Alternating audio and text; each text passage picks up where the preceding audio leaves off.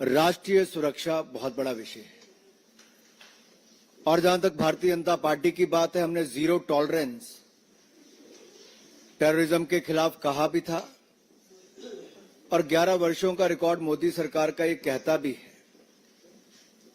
जहां दूसरी ओर नक्सलवाद को भी जड़ से खत्म करने की हम बात कर रहे हैं। हमारे लिए सदा नेशन फर्स्ट रहा है, राष्ट्र प्राथमिकता रही, राष्ट्र प्रथम रहा है। कुछ राजनीतिक दल ऐसे हैं जो लोग इन देश विरोधी ताकतों के साथ हाथ भी मिलाते हैं, राजनीतिक लाभ उठाने के लिए उनका चंदा भी पाते हैं और फिर मौन हो जाते हैं। और ये चुप्पी क्यों है?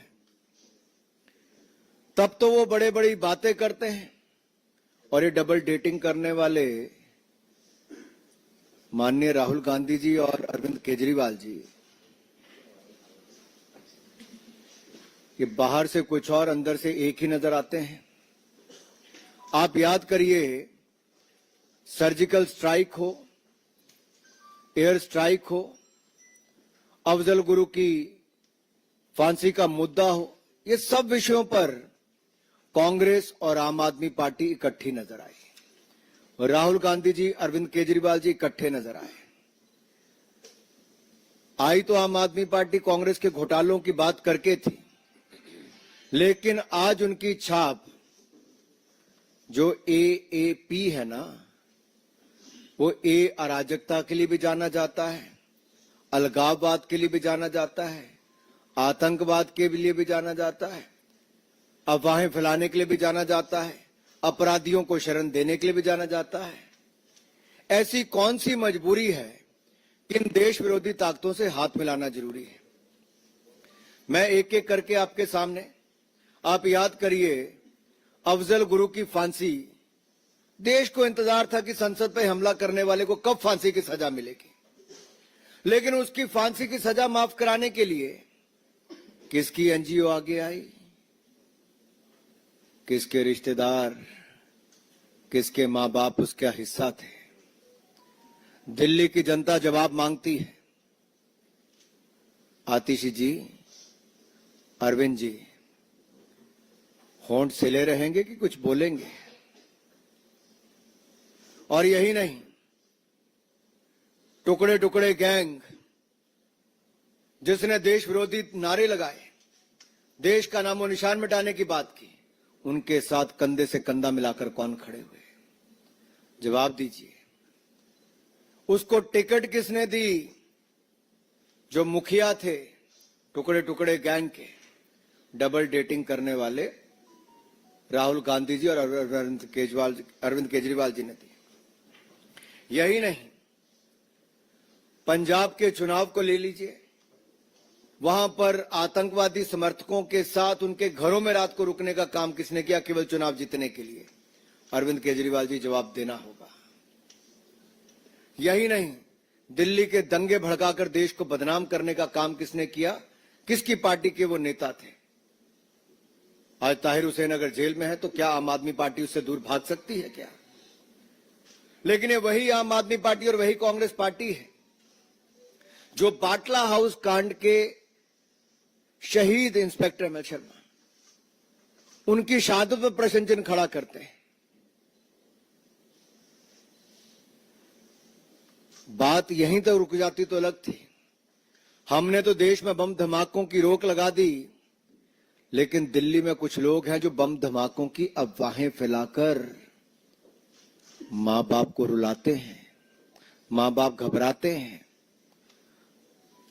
और स्कूल बंद हो जाते हैं। नई पाठशालाएं तो नहीं खुली, लेकिन पाठशालाओं को बंद कराने के लिए बम धमाकों की तार किससे जुड़े हैं? अरविंद जी, आतिशी जी, कोई जवाब देंगे क्या? कि राहुल गांधी जी भी यहां पे चुप रहेंगे, उनसे सवाल नहीं पूछेंगे? सवाल ये खड़ा होता है कि दिल्ली में डराने का, धमकाने का ऐसे 400 बार ये काम कौन करता है? आज इस बात का जवाब देना ही होगा और फॉरेन फंडिंग जो ऐसे आतंकवादी सोच के समर्थक हैं, आतंकवादी सोच को आगे बढ़ावा देते हैं, जो हिंदुस्तान का नामो निशान मिटाना चाहते हैं, जो खालिस्तान बनाना चाहते हैं, उनसे फंडिंग लेने का भी अपराध क्यों किया?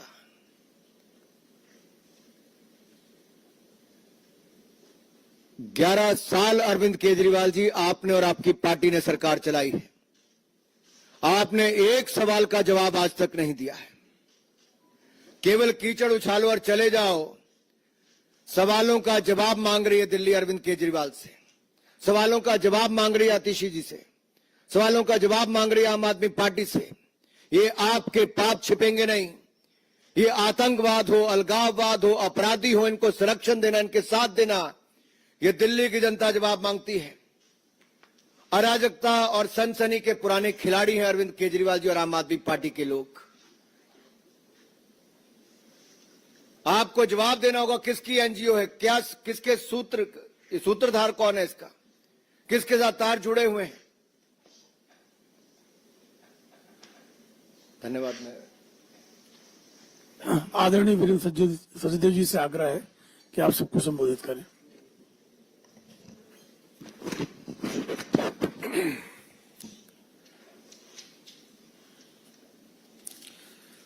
आदरणीय अनुराग जी, उपस्थित सभी साथी मित्रों, अनुराग जी ने विस्तार से बता दिया कि कैसे आम आदमी पार्टी देश विरोधी ताकतों को पालने का काम करती है। और हम बार बार इस बात को कह रहे हैं कि दिल्ली में सामाजिक सद्भाव, शांति बिगाड़ने का काम आम आदमी पार्टी का स्लीपर सेल करता है। एक जुवेनाइल जिसके पास 400 से ज्यादा हॉक्स ईमेल वो करता है, वो डाटा पहुंचाने का काम किसने किया, ये आम आदमी पार्टी को बताना चाहिए। मैं इसलिए कह रहा हूं कि उस एनजीओ के संबंध सीधे सीधे किससे जुड़े हैं ये सबको पता है। पर जैसा अनुराग जी ने कहा कि अरविंद केजरीवाल मुंह नहीं खोलेंगे, और सिर्फ प्राइवेट स्कूल में ही क्यों वो मेल जाती हैं, दिल्ली के सरकारी स्कूल में क्यों नहीं जाती? लाखों करोड़ों रुपए का बर्बादी, कितनी दहशत, हजारों हजार बच्चे, उनके परिवार, टीचर्स, सब दहशत के घेरे में, पूरी दिल्ली दहशत के घेरे में। क्या मिलता है अरविंद केजरीवाल इससे? आपको क्या हासिल करना चाहते हैं आप? और ये संयोग नहीं है। दिल्ली विधानसभा का चुनाव आता है तो शाहीन बाग, उत्तर पूर्वी का दंगा आता है। अब फिर दिल्ली विधानसभा का चुनाव आ रहा है तो इस तरह के प्रपंच रचे जा रहे हैं कि किसी तरह से दिल्ली को दहलाया जाए। और किसके समर्थन में बोलते हैं आपकी एनजीओ? अफजल हम शर्मिंदा हैं, तेरे कातिल जिंदा हैं, भारत तेरे टुकड़े होंगे, इंशाअल्लाह इंशाअल्लाह। इनके समर्थन में बोलने वाली एनजीओ अगर उसके संबंध इस पूरे हॉक्स कॉल से जुड़ रहे हैं तो आप समझ लीजिए कि दिल्ली की सरकार, अरविंद केजरीवाल दिल्ली को किस दिशा में लेके जाना चाहते हैं। और आज जो एक दूसरे के खिलाफ बोलने का काम कर रहे हैं, राहुल गांधी हो या अरविंद केजरीवाल, जब ये घटना हुई थी जेएनयू वाली, उस समय राहुल गांधी भी वहीं गए थे समर्थन देने के लिए, जैसे अरविंद केजरीवाल भागे थे। और ये कोई एक घटनाक्रम नहीं है। जेएनयू की घटना पर जिस तरह से सीबीआई ने फॉरेंसिक रिपोर्ट लैब में जाके जांच करवाई थी, लेकिन दिल्ली की अरविंद केजरीवाल सरकार की जिद थी कि नहीं जी हम अपनी लैब से करवाएंगे। इन्होंने हैदराबाद की एक लैब से कराई और जानकारी मिली कि 2 उसमें वीडियो क्लिप जिसमें छेड़छाड़ की गई वो दिल्ली सरकार के इशारे पे की गई थी, जिसमें उमर खालिद और वो बाकी कामरेड नारे लगा रहे थे। कितना बचाने की कोशिश करोगे? और फिर जब उमर खालिद पे कहा कि मुकदमा चलाने की अनुमति मांगी दिल्ली पुलिस ने, तो अरविंद केजरीवाल ने फाइल दबा के रखी, अनुमति देने से मना कर दिया था। ये सब बातें रिकॉर्ड पर है। तो किसको पालना चाहते हैं आप? अवैध बांग्लादेशी रोहिंग्या, उसमें आपकी जान बचती है अरविंद केजरीवाल।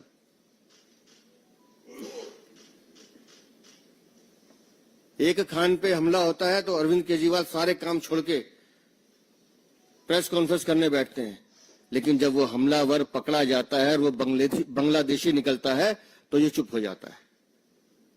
रिश्तेदार है तुम्हारा, तुम्हारे मुंह से आवाज नहीं निकल रही। अवैध बांग्लादेशी रोहिंग्या के दम पे चुनाव जीतना चाहते हो।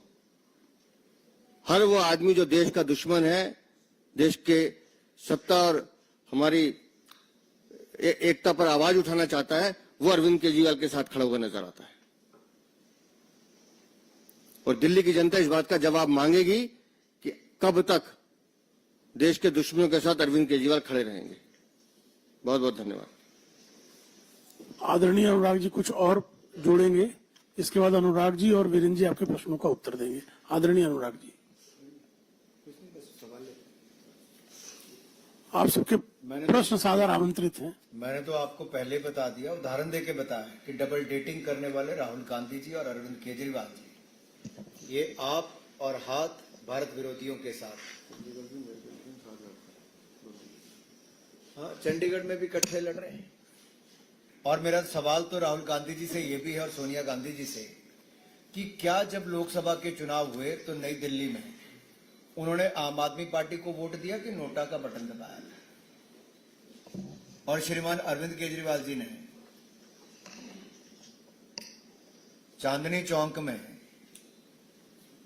क्या कांग्रेस को वोट दिया था कि उन्होंने भी नोटा का बटन दबाया था? तो ये तो डबल डेटिंग कर रहे हैं साहब। आपके प्रश्न सादर आमंत्रित हैं।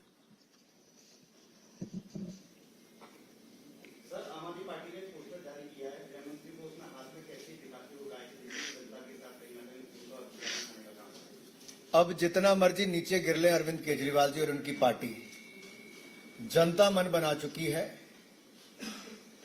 कि जो 11 वर्षों का हिसाब न दे, जैसे दिल्ली की सड़कें साफ नहीं, हवा साफ नहीं, पानी साफ नहीं, यमुना जी साफ नहीं, तो उसके पीछे कारण अरविंद केजरीवाल जी। तो इस बार आम आदमी पार्टी को साफ करेंगे।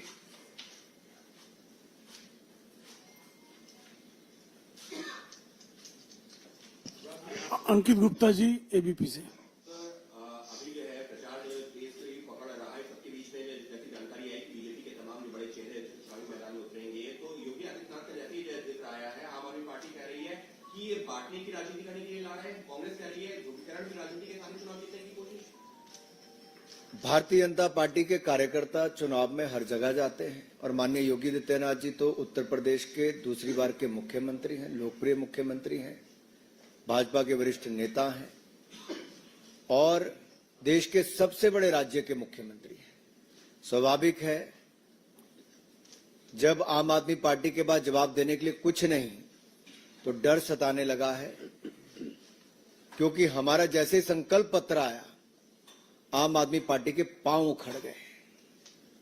डर पैदा हो गया कि 2500 रुपए महिलाओं को हर महीने देगी भारतीय जनता पार्टी, 500 रुपए में सिलेंडर देगी भारतीय जनता पार्टी, होली दिवाली पर मुफ्त में सिलेंडर देगी भारतीय जनता पार्टी, 5 रुपए में थाली देगी भारतीय जनता पार्टी।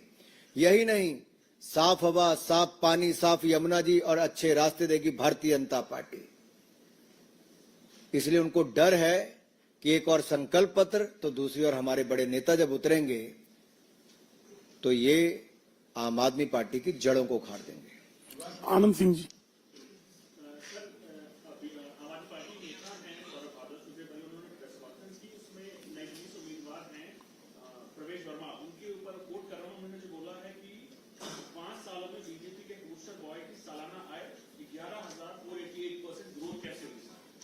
इतना बता दे अरविंद केजरीवाल, कोविड काल में 2020-21 में तुम्हारी आय 40 गुना कैसे बढ़ी?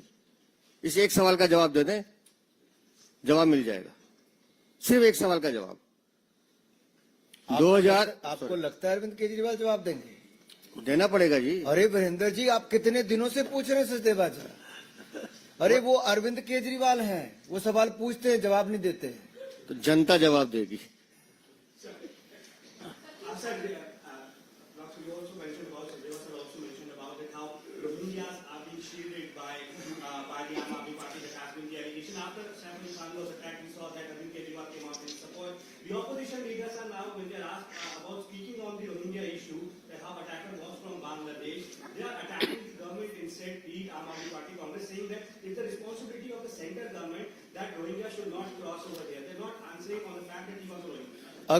अगर आम आदमी पार्टी जैसे राजनीतिक दल होंगे, रोहिंग्या मुसलमान और बांग्लादेशियों को संरक्षण देंगे, तो मैं यही कहूंगा, ये वो लोग हैं जो इनको पनाह भी देते हैं और गुनाह करने के लिए पीठ पर अपना हाथ भी रखते हैं। और ऐसे राजनीतिक दलों के कारण ही जो उनके पक्ष में आकर खड़े हो गए थे पहले, आज होंठ सिल गए हैं। ये रिश्ता क्या कहलाता है? आमोद राय जी, टीवी9 भारतवर्ष।